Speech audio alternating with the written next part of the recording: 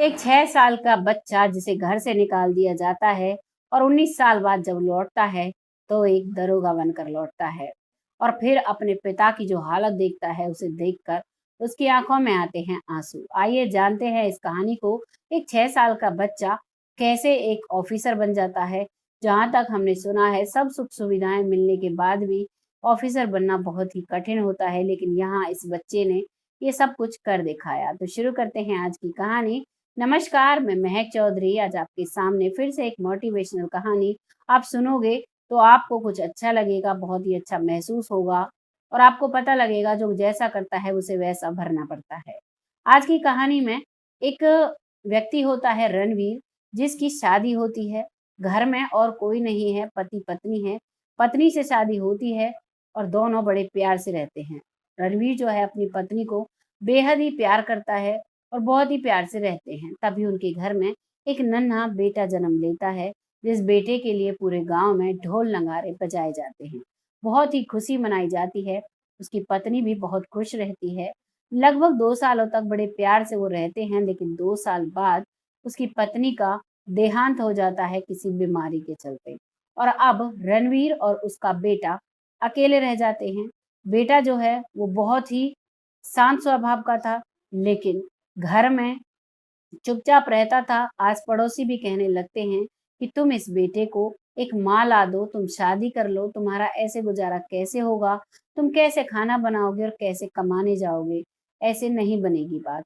जब सभी रिश्तेदार और पड़ोस वाले, परिवार वाले कहने लगते हैं, तो अब वो शादी करने के लिए तैयार हो जाता है।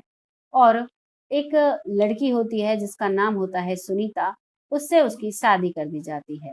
सुनीता जो कि बेहद ही सुंदर थी, उसे शुरू-शुरू में तो सुनीता 2 साल तक उस बच्चे पर बहुत प्यार करती है, बहुत प्यार से रखती है, लेकिन 2 साल बाद अब वो उससे घृणा करने लगती है क्योंकि जो लड़की थी उसके माता-पिता कहते थे कि ये तुम्हारे बच्चों की सभी प्रॉपर्टी को आप डालेगा, उसमें से हिस्सा लेगा और इसका जो पिता है वो इसी पर प्यार करेगी, तुम्हारे बच्चों पर प्यार नहीं करेगा। ये सब कुछ सुनकर अब उसके भी दिमाग में सुनीता के दिमाग में ऐसी बातें आने लगती हैं कि वो उसे बात-बात पर टॉर्चर करती, उस पर झूठे-झूठे इल्ज़ाम लगाया करती और उसका पति जो रणवीर था, वो शुरू-शुरू में तो उसकी बातों पर ध्यान नहीं देता था, लेकिन अब वो अपनी पत्नी की सुंदरता का दीवाना हो गया था, जो भी वो कहती, वही उसे अच्छा लगता था। अब एक दिन उसकी पत्नी कहती है कि ये तुम्हारा बेटा बहुत ज़्यादा बिगड़ गया है, ये मुझ पर अब हाथ भी उठाने लगा है। और इस बात पर इतनी बात बढ़ जाती है घर में कि रणवीर खुद अपने बेटे को हाथ पकड़कर 6 साल के बच्चे को घर से बाहर निकाल देता है। जब वो बच्चा काफ़ी बार अपने पिता के पैरों में पड़ जाता है, अपनी सौतेली माँ से हाथ जोड़कर माफ़ी माँगता है, मम्मी ऐसा नहीं होगा, ना ही मैंने ऐसा किया है। जब वो ये कहता कि मैंने ऐसा नहीं किया, तो बार-बार सौतेली माँ यही कहती थी कि मुझे झूठी बना रहा है, क्या मैं झूठ बोल रही हूँ? और इस तरीके से उसे वो घर से बाहर निकाल देते हैं। वो बच्चा घर से बाहर निकल कर गाँव के बाहर बस स्टैंड पर एक पेड़ के नीचे बैठा रहता है। वहीं पर एक बस खड़ी हुई थी, उसमें कुछ पैसेंजर बैठे हुए थे और जब बैठे रहते हैं तो एक बुजुर्ग व्यक्ति था, जिसकी उम्र करीबन 45 साल थी, वो उसे देख रहा होता है। वो उसके पास आता है और कहता है, "बेटा, तुम यहाँ क्यों बैठे हो?" तो वो बेटा सब कुछ उस अंकल को बताता है, कहता है, "अंकल जी, मेरे पापा ने मुझे घर से बाहर निकाल दिया है और इसी वजह से अब मैं कहाँ जाऊँ मुझे समझ नहीं आ रहा है।" तभी वो कहता है कि, "बेटा, मेरे पास ज़्यादा कुछ नहीं है लेकिन तुम्हारे पेट भरना और तुम्हें अच्छी पढ़ाई करवाना, इतना मैं तुम्हारी ज़िम्मेदारी उठा सकता हूँ। क्या तुम मेरे साथ चलोगे?" और वो बच्चा उनके साथ चला जाता है। उनके साथ जाकर उसकी जो पत्नी है, वो भी उसे बड़ा दुलार करती है क्योंकि उन दोनों को कोई संतान नहीं थी। बहुत मिन्नतें करते थे भगवान से लेकिन कोई भी संतान नहीं हुई थी। दोनों उस बच्चे को पाकर सोचते हैं शायद भगवान ने इसी को हमारे नसीब में लिखा है और अपने बच्चे की तरह उसे पालते-पलोसते हैं। जो भी उन पर होता उसकी सारी ख्वाहिशें पूरी करने की कोशिश करते थे, लेकिन वो भी मज़दूर थे, मेहनत करते थे और तभी वो चीज़ें कर पाते थे। ऐसे ही सिलसिला चलता है, उस लड़के की अच्छी पढ़ाई वो व्यक्ति करवाता है और धीरे-धीरे अब वो अपनी पूरी पढ़ाई कर दरोगा बन जाता है।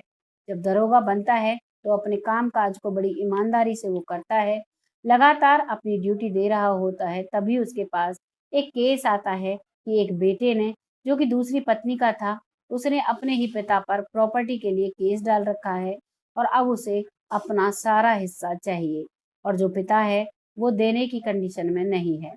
इसी किस्से को पढ़कर, इस जो केस को पढ़कर उसे अपने पिता की याद आती है और वो ड्यूटी से जब घर आता है तो वो फिर सोचता है कि उन्हें ढूंढा जाए। अब वो उसी गांव में जाता है जो उसका मूल गांव था। वहां जाकर देखता है कि उसके घर पर ताला लगा हुआ है। वो इधर-उधर पूछता है तो बताते हैं कि वो तो यहाँ से काफ़ी समय पहले चले गए हैं। अब वो अपने माता-पिता का वही एड्रेस लेता है जो गाँव वालों ने बताया है, शहर में वो रहते हैं। वहाँ वो जाता है तो देखता है कि उसकी जो माँ है, सौतेली माँ, वो बीमार है, पिता है वो बुजुर्ग हो चला है। वो वहाँ जाकर कहता है कि मैं कुछ केस के सिलसिले में आया हूँ, तुम लोग यहाँ पर कब से आए हो? तो वो बताते हैं कि हमें तो काफ़ी समय हो गया है यहाँ पर आए हुए, हमारा गाँव में घर है, लेकिन यहाँ पर रहते हैं क्योंकि मेरी पत्नी बीमार रहती है और गाँव में खेत-वेत अब हमारे पास है नहीं और अब बस हमें मेहनत मज़दूरी करनी है, इसीलिए हम यहाँ पर रहते हैं। तभी वो कहता है, चलो ठीक है। और उसके बाद वो कहता है, तुम्हारी ऐसी हालत कैसे हुई? तो वो बताता है कि हमने अपने एक 6 साल के बच्चे को घर से निकाल दिया था, जिस वजह से हमारी ऐसी हालत हो गई है, उसी समय से हमारी बर्बादी का दौर शुरू होता है और इसी दौर में मेरी पत्नी बहुत बीमार रहने लगती है।